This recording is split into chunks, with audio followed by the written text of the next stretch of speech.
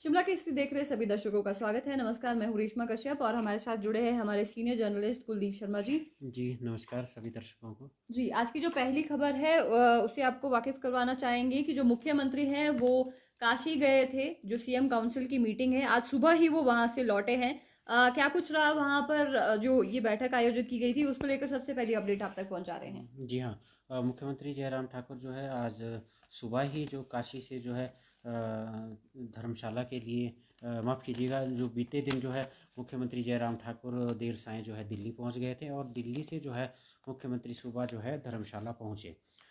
वैसे तो जो दूसरे जो राज्यों के जो मुख्यमंत्री है, जो भाजपा शासित राज्यों के मुख्यमंत्री है, जो जिनको प्रधानमंत्री की तरफ से जो है काशी बुलाया गया था, हालांकि उनका कार्यक्रम था आज अयोध्या जाने का, लेकिन जो है विधानसभा का जो शीतकालीन सत्र था उसके अंतिम दिन को देखते हुए मुख्यमंत्री जयराम ठाकुर जो है सीधे जो है धर्मशाला के लिए पहुँचे और यहाँ पर जो है सत्र की जो पूरे दिन की जो कार्रवाई थी, जो अंतिम दिन का जो था, उसमें जो है उन्होंने भाग लिया। जी। जी, तो ये वापसी उनकी आज हुई थी और आज जो सत्र का आखिरी दिन है उसमें वो पहुंचे थे सुबह। और आज अगर हम बात करें, जो आखिरी दिन था, कैग की जो रिपोर्ट है वो भी रखी गई। 1920 जो फाइनेंशियल ईयर की जो रिपोर्ट है वो रखी गई, जिसमें कुछ अनियमितताएं हैं यहाँ पर सामने आई हैं और सरकार का जो आर्थिक प्रबंधन है उस पर भी जो सवाल है इस रिपोर्ट में उठाए गए हैं। जी हाँ, निश्चित तौर पर जो है वित्तीय वर्ष 2019-20 की जो है रिपोर्ट जो है आज सदन में रखी गई। हालांकि अगर आपको ध्यान होगा कि जो शीतकालीन सत्र है उसके दौरान जो है कैग की रिपोर्ट अक्सर नहीं रखी जाती। मैक्सिमम जो है बजट सत्र के अंतिम दिन जो है कैग की रिपोर्ट आती है, लेकिन बीते जो कुछ समय से जो कोविड-19 का जब से प्रकोप चला है उसके बाद से थोड़ा सा जो ये सीक्वेंस है, या ये कह लीजिएगा कि थोड़ा सा जो समय जो है थोड़ा जो है अगले सत्र के लिए, जैसे जो आपने ध्यान दिया होगा कि पिछली रिपोर्ट भी समय पे नहीं आ पाई थी, तो यह रिपोर्ट भी जो है इस बार शीतकालीन सत्र में रखी गई। इस रिपोर्ट में जो है कैग ने एक बार फिर से जो सरकार के जो वित्तीय प्रबंधन पर सवाल उठाए हैं। हालांकि प्रदेश में चाहे कांग्रेस की सरकार रही हो, चाहे भाजपा की सरकार रही हो, ये तय है कि सरकार कर्ज कर्ज के सहारे ही आगे बढ़ता है और इसमें जो खामियां रहती है, कैग जो है हर बार जो है इसको लेकर सरकार को अलर्ट भी करता है, लेकिन उसके बावजूद भी जो है प्रदेश का जो वित्तीय जो प्रबंधन है वो अभी तक जो है पटरी पर नहीं आ रहा है और इसी को लेकर कैग ने सवाल भी उठाए हैं। जो कैग की जो रिपोर्ट जो आज सदन पटल पे रखी गई, उसमें जो है जो राजकोषीय घाटा है उसको जो है 5,597 करोड़ दर्शाया गया है और जो सरकार की जो देनदारियां हैं, जैसे कि कर्ज सहित जो दूसरी जो देनदारियां है, उसमें लगभग 15% यानी 14.57% की बढ़ोतरी हुई है। और इसके अलावा जो है जिस तरह से सरकार जो है कर्ज लेकर आगे बढ़ रही है, उसके अनुसार जो है प्रदेश को आने वाले दिनों में दिक्कतों का सामना करना पड़ सकता है और कैग ने जो संकेत दिया है उसके अनुसार जो है सरकार को वर्ष 2024-25 में लगभग 6,207 करोड़ कर्ज जो है वापस भी करना है। यानी इसमें जो एक तो होता है कि जो कर्ज जो पहले लिया है उसको समयबद्ध तरीके से जो वापस करना है, और एक जो कर्ज के ऊपर जो एक ब्याज जो लगता है, यानी कर्ज के ऊपर कर्ज, उसको जो है लौटाना है। और इसके अलावा जो थोड़ा सा जो बजट को लेकर भी, जो प्रबंधन को लेकर भी जो है कैग ने आपत्ति उठाई है कि कैग का कहना था कि वर्ष 2019-20 में जो है 53,708 करोड़ का जो बजट अनुमान प्रस्तुत किया गया था, लेकिन इसके मुकाबले जो है 5,28 करोड़ ही खर्च हो पाए। और इसके अलावा जो है दूसरी जो राजस्व वसूलियाँ भी करने में जो है सरकार नाकाम रही है। अगर हम बात करें राजस्व की, जो 1,159 जो मामले ऐसे हैं जिसमें जो है 541.95 करोड़ की जो है उगाही नहीं हो पाई। और ये उगाही जो है आबकारी एवं कराधान विभाग को करनी थी, लेकिन यह नहीं हो पाई। इसी तरह जो है एक दूसरा जो मसला है, जैसे आपने देखा होगा कि शराब के जो ठेके की जो है नीलामी होती है और उसके आधार पे जो कोटा उठाना होता है ठेकेदारों को, वो था 19,13,244 प्रूफ लीटर जो शराब जो है वो कम उठाई गई। इससे क्या हुआ कि जो राजस्व में है, जो सरकारी खर्च कोष में जो है 58 पॉइंट जो 50 करोड़ की जो है चपत लगी है।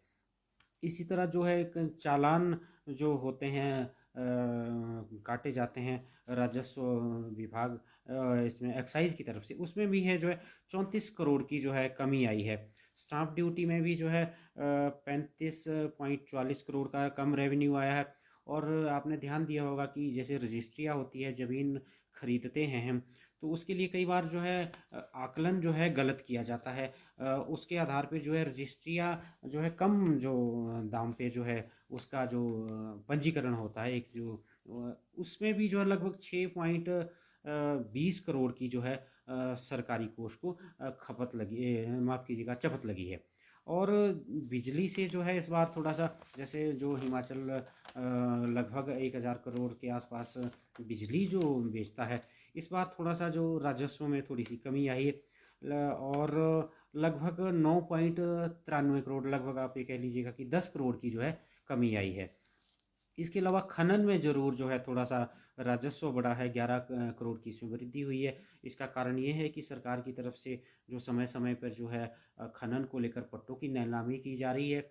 हालांकि इसके बावजूद तो आपने ध्यान दिया होगा कि स्वां जो नदी है, जो ऊना की जो है, वहाँ पर जो है अवैध खनन के बड़ी संख्या में मामले सामने आ रहे हैं।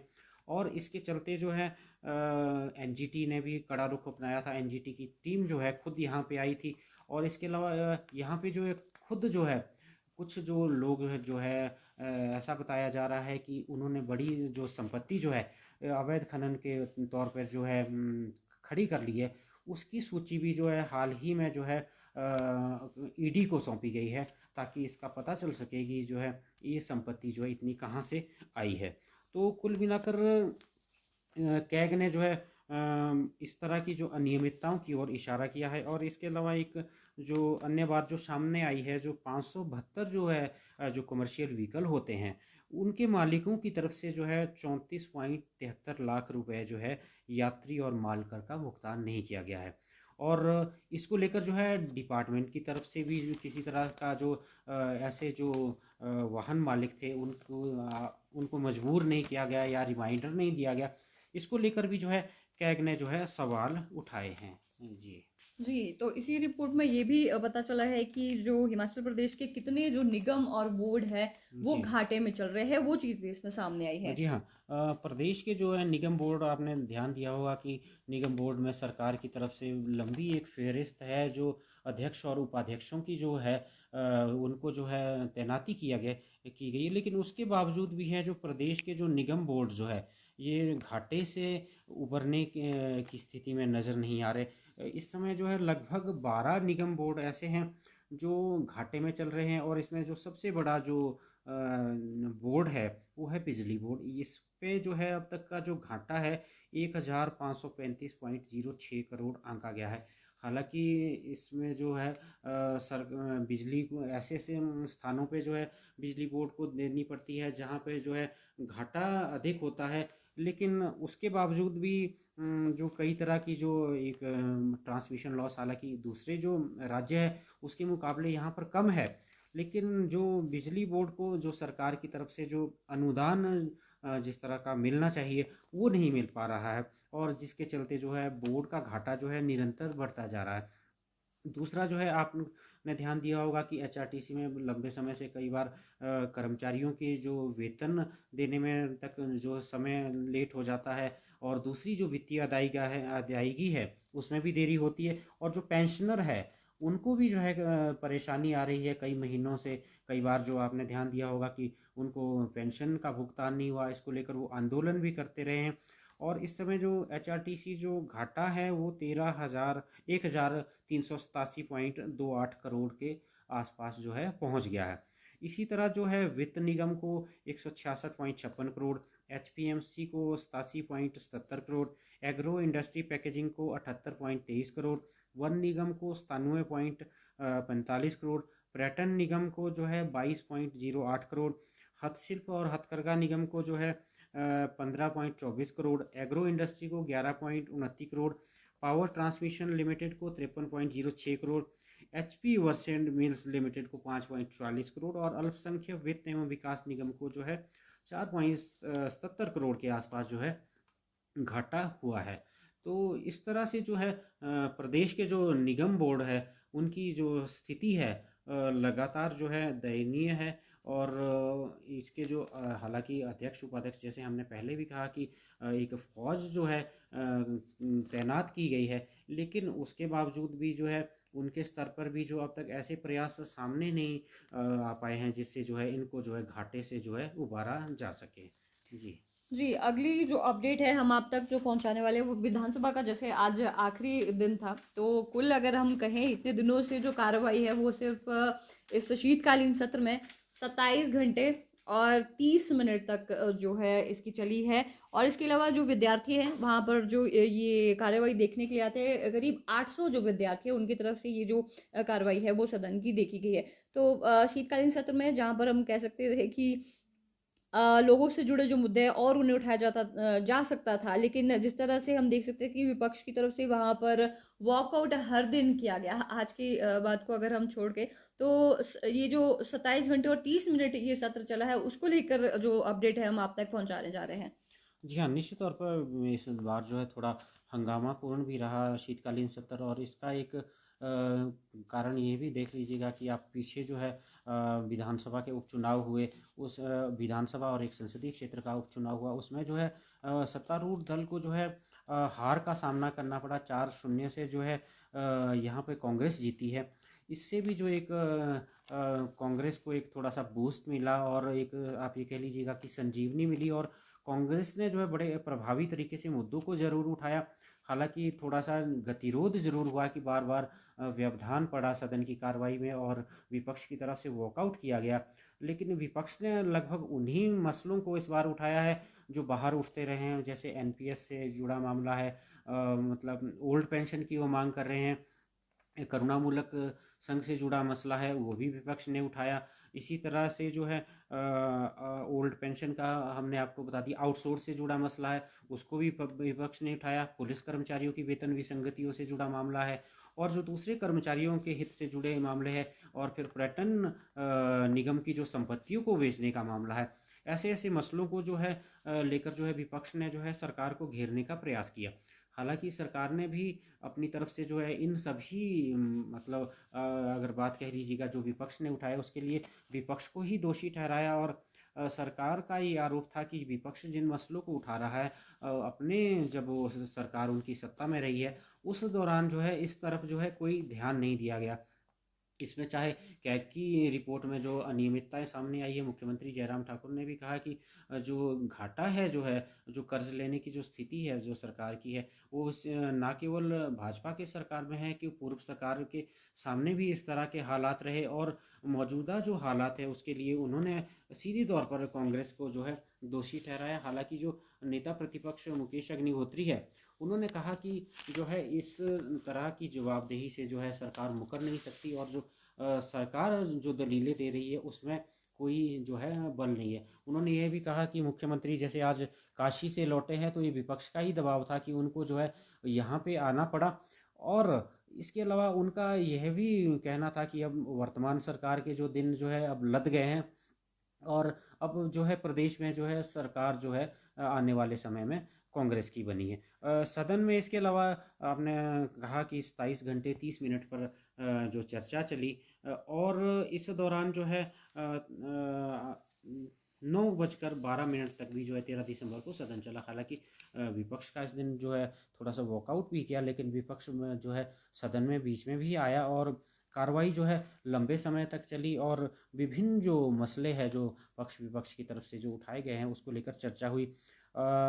हम बात करें तो कुल मिलाकर 281 जो है तारांकित जो प्रश्न जो है वो इस दौरान जो है उठे और 138 अतारांकित प्रश्नों की जो है सूचना भी जो है सरकार की तरफ से दी गई। नियम 61 के तहत जो है एक विषय चर्चा के लिए आया। इसी तरह 62 के तहत जो है 5 विषय आए और नियम 130 के अंतर्गत जो है 7 प्रस्ताव जो है चर्चा के लिए लाए गए। नियम 101 के तहत भी जो है 3 गैर सरकारी संकल्प प्रस्तुत किए गए। 5 सरकारी विधेयक भी जो है सदन में पारित हुए, जिसमें मंडी विश्वविद्यालय से जुड़ा मामला था और लोकायुक्त की जो नियुक्ति का मसला था, जिसमें थोड़ी रिलैक्सेशन दी गई, जिसमें जो है अब उच्च न्यायालय से जो सेवानिवृत्त न्यायाधीश है वो भी लोकायुक्त बन सकेंगे। और सदन के जो पहले दिन जो है, जैसे दिवंगत जो सदस्य है GS बाली सहित जो पूर्व विधायक है और जो हेलीकॉप्टर हादसे में जो शहीद हुए थे CDS विपिन सिंह रावत सहित जो है अन्य जो है दिवंगत जो हमारे जवान है, सेना के जो अधिकारी है, उनको जो है श्रद्धा सुमन अर्पित किए गए हैं। जी जी, तो सदन से संबंधित जो कार्रवाई है, क्या क्या हुआ, कितनी बैठकें हुई और कौन कौन से मुद्दों पर चर्चा की गई इन पिछले कुछ दिनों में शीतकालीन सत्र में। लेकिन ज़्यादातर हम कह सकते हैं कि हंगामे की भेंट ये जो सत्र है वो चढ़ा, और जो मुद्दे वहाँ पर उठने चाहिए थे उस हिसाब से कार्रवाई वहाँ पर नहीं हुई। तो अगली जो अपडेट है उसको लेकर आप तक हम जो जानकारी वो पहुँचा रहे हैं कि रेणुका जी में जो प्रोजेक्ट है उसका शुभारंभ जो प्रधानमंत्री नरेंद्र मोदी है वो कर सकते हैं। जो अपडेट है आप तक पहुंचा रहे हैं। जी हाँ, रेणुका जी जो प्रोजेक्ट है राष्ट्रीय महत्व से जुड़ा प्रोजेक्ट है और इस पे जो है लगभग ये 2015 से धीरे धीरे इसमें अभी तक जो है आप ये कह लीजिए कि गति नहीं पकड़ पाया है विभिन्न कारणों के चलते। जो है इस प्रोजेक्ट के जो है दिसंबर के अंत तक ऐसी उम्मीद जताई जा रही है कि काम शुरू होने की संभावना है। तो ऐसे में 27 दिसंबर को सरकार के 4 साल पूरे होने जा रहे हैं। तो इस अवसर पर जो है प्रधानमंत्री नरेंद्र मोदी जो है इस इसका जो है विधिवत जो है शुभारंभ कर सकते हैं। इसका कारण ये है कि जो केंद्रीय मंत्रिमंडल की तरफ से जो है इस परियोजना को जो है PMKSY के हिस्से के रूप में जो है केंद्रीय कैबिनेट ने जो है इसको अनुमोदन कर दिया है। इस प्रोजेक्ट पे लगभग आप ये कह लीजिएगा कि अब 7,000 करोड़ के आसपास जो खर्च जो है आना है। और राष्ट्रीय महत्व का प्रोजेक्ट इसलिए है कि इससे जो है हिमाचल प्रदेश के अलावा दिल्ली, हरियाणा, उत्तर प्रदेश, राजस्थान और उत्तराखंड जैसे राज्यों को भी फायदा होना है। हिमाचल को जहां इस प्रोजेक्ट से जो है लगभग 40 मेगावाट बिजली मिलेगी, वहीं दिल्ली को जो है 23 क्यूबिक मीटर प्रति सेकंड की दर से जो है पानी जो मिलेगा रोज। और दूसरे जो राज्य है वहाँ को जो है बिजली सहित जो है दूसरी जो मतलब उसकी उनकी जो है मदद हो पाएगी। तो उम्मीद की जा रही है कि जो श्री रेणुका जी जो प्रोजेक्ट है वो इस माह के अंत तक जो है शायद 27 दिसंबर तक जो है इसका प्रधानमंत्री विधिवत उद्घाटन कर सकते हैं। जी, अगली जो अपडेट है हम आप तक पहुंचा रहे हैं वो हड़तालों को लेकर है। पहली जो अपडेट है वो बैंक्स की हड़ताल को लेकर, और अगली है HRTC की पीस मिल और तकनीकी कर्मचारियों की जो हड़ताल है वो चलने वाली है। तो पहले हम आपको बताने वाले हैं कि जो बैंक कर्मचारी हैं वो 2 दिन की हड़ताल पर रहने वाले हैं, 16 और 17 तारीख को, और देशव्यापी इनकी ये जो हड़ताल है चलने वाली है। सबसे पहले हम आपको बता दें, बैंक जाकर जो भी काम आप करवाते हैं वो अब 2 दिन तक बिल्कुल भी नहीं होंगे। इसके अलावा जो ATMs हैं वो ATM से पैसे अगर आपको निकालने हैं या डिपॉजिट करवाने हैं, वो सारी जो सुविधाएं वो चलती रहेंगी। इसके अलावा जो नेट बैंकिंग है वो भी चलती रहेगी। लेकिन बैंक्स में जो काम है, डॉक्यूमेंटेशन या अदर जो चीज़ें होती है वो बिल्कुल भी नहीं होगी, क्योंकि बैंक बिल्कुल जो है 2 दिन तक बंद रहेंगे। तो क्यों ये जो बैंक कर्मचारी है ये हड़ताल पर जा रहे हैं, इसके बारे में हम आपको बता दें कि जो शीतकालीन सत्र चल रहा है जिस तरह से जो केंद्र में, तो उसमें जो बैंकिंग कानून विधेयक है 2021 वो प्रस्तावित है, जिसको लेकर जो बैंक कर्मचारी पूर्ण रूप से उसका विरोध कर रहे हैं। उनका ये कहना है कि अगर इस विधेयक के जरिए जो बैंकों का जो निजीकरण है उसको करने का प्रयास यहाँ पर किया जा रहा है सरकार की तरफ से, और इसमें क्या है, जितने भी सारे बैंक्स हैं वो इकट्ठा होकर अब उनकी तरफ से एक संगठन बनाया गया है, United forum of bank union. तो इनकी तरफ से एक प्रेस वार्ता आयोजित की गई थी शिमला में। यहाँ पर लाइव के माध्यम से हमने आपको जो प्रेस वार्ता है वो दिखाई भी थी, और जो जो चीज़ें उसमें कही गई थी उसके बारे में जानकारी भी आप तक हमने